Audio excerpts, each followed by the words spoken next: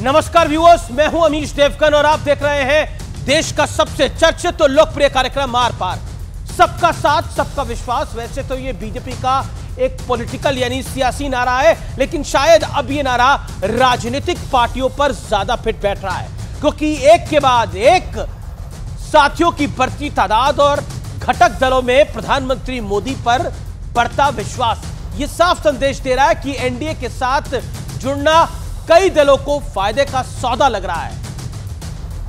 कई आ चुके हैं, कई आने की तैयारी में हैं। हेमंत सोरेन की भाभी और जेएमएम के दिग्गज नेता सीता सोरेन अपने घर में बगावत करके बीजेपी में शामिल हो गई है। राज ठाकरे भी दिल्ली भी पहुंच चुके हैं और बीजेपी नेताओं के साथ बैठक कर रहे हैं।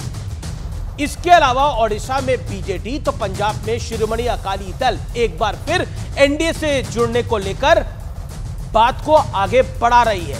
लेकिन इन सब के बीच दो बड़े मुद्दों पर जोरदार सियासत भी जारी है, क्योंकि पहले राहुल गांधी ने शक्ति पर सवाल उठाया और उसके बाद कर्नाटक में बजरंगबली की भक्ति पर बवाल मच गया। पॉलिटिकल बवाल भी इसे कह सकते हैं। तो आज इन तमाम मुद्दों पर होगी देश की सबसे बड़ी पॉलिटिकल बहस। 2024 की जंग, कौन किसके संग, और शक्ति और भक्ति का भी खूब है रंग।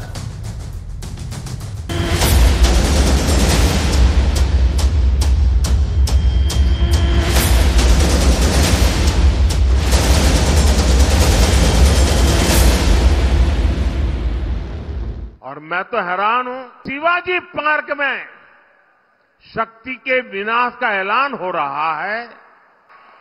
नारी शक्ति का यही आशीर्वाद मेरा सबसे बड़ा सुरक्षा कवच है।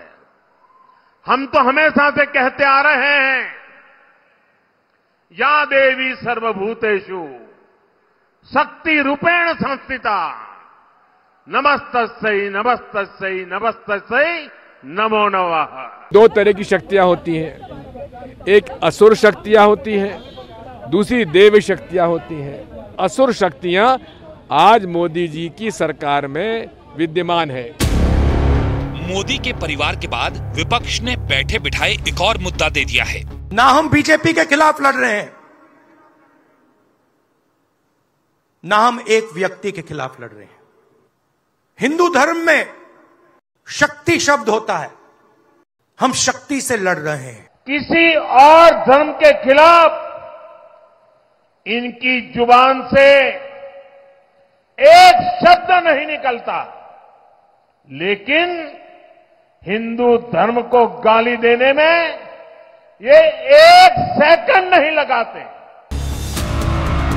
इस बीच इंडी गठबंधन और एनडीए में रोशने मनाने का दौर अब और जोर पकड़ चुका है। झारखंड में हेमंत सोरेन की भाभी सीता सोरेन ने जेएमएम से इस्तीफा देकर बीजेपी ज्वाइन कर ली। सीता सोरेन ने पार्टी में उनकी अनदेखी का आरोप लगाया है, तो पशुपति पारस ने आज एनडीए का साथ छोड़ दिया। पशुपति पारस एक भी सीट न मिलने से नाराज हैं।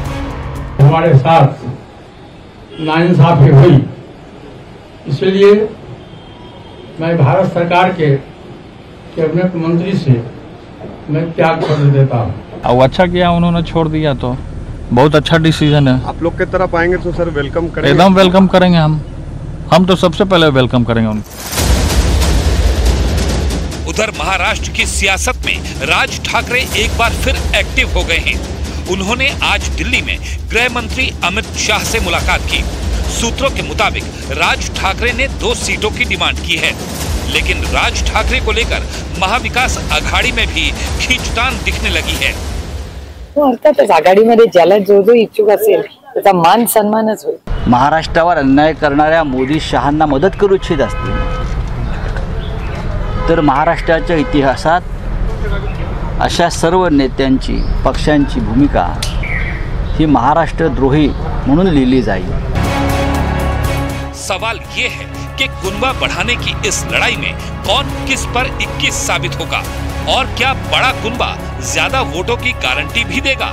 और सबसे बड़ा सवाल यह है कि राम, सीएए और मोदी का परिवार के साथ साथ शक्ति वाला विवाद विपक्ष के लिए सेल्फ गोल साबित होगा। तो व्यूअर्स, अब बात कर लेते हैं आर पार के सुप्रसिद्ध विश्लेषण की। बीजेपी से गठजोड़ के लिए होड़ का विश्लेषण। Raj Thackeray, core Hindu vote bank में पकड़ बढ़ने की इनको उम्मीद है। बाला साहब की विरासत पर दावेदारी का एक बड़ा मौका है और ऑलरेडी उद्धव ठाकरे को बीजेपी छोड़ चुकी है और उद्धव ठाकरे बीजेपी को छोड़ चुके हैं। बीजेपी कहती है कि उद्धव ठाकरे ने दगा दी और उद्धव ठाकरे कहते हैं बीजेपी ने मेरे साथ दगा करी। लेकिन राज ठाकरे को इसमें एक बड़ा पॉलिटिकल मौका दिख रहा है और बीजेपी की चढ़ती कला है, यानी बीजेपी इस समय चढ़ता हुआ सूरज है। तो इसीलिए राज ठाकरे को लगता है कि इसके साथ मेरी भी जो कनक खनक और चमक है वो बढ़ सकती है। चंद्रबाबू नायडू, अगली तस्वीर उनकी है। 2018 में एनडीए छोड़ा, 2019 में विधानसभा चुनाव में 23 सीटों पर टीडीपी सिमट गई, यानी एक बड़ा नुकसान हुआ। बीजेपी के सहारे राज्य में कोई साख हासिल करने की उम्मीद है और अपना भी कद बढ़ा है। इनको जब से अरेस्ट करा वाईएसआर ने, चंद्रबाबू नायडू का कद बढ़ गया। लेकिन मोदी और नायडू अगर एक साथ आएंगे तो खेल बन जाएगा। यानी इन्हें भी लगता है कि बीजेपी चढ़ता हुआ सूरज है, उस सूरज की रोशनी के साथ मैं भी पॉलिटिकली फिर रोशन हो सकता हूं। इसलिए चंद्रबाबू नायडू की भी दरकार है इस समय बीजेपी के साथ, इसीलिए वो शायद साथ भी आए हैं। नवीन पटनायक, नवीन बाबू, राज्य में मजबूत स्थिति लेकिन केंद्र में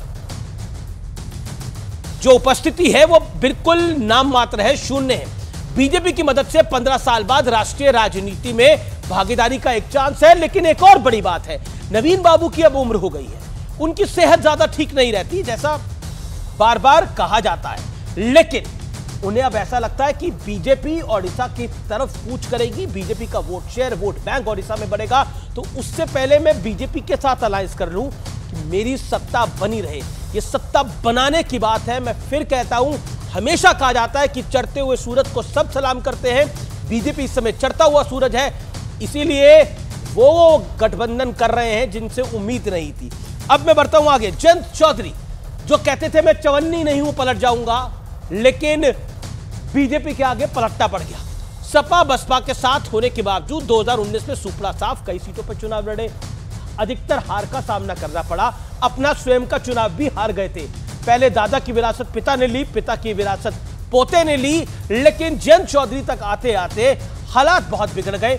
पार्टी पे पकड़ भी कमजोर हो रही थी। फिर वही बात पुरानी जो मैंने अभी थोड़ी देर पहले बोली, बीजेपी की रोशनी से खुद रोशन होना चाहते हैं। बीजेपी के दम पर खोई साख हासिल करने की उम्मीद है। अब मंत्रालय तो हासिल कर ही लिए हैं, लखनऊ में, दिल्ली में भी उम्मीद है कुछ बढ़ जाए। अब मैं बात करता हूं विपक्ष के हाल की।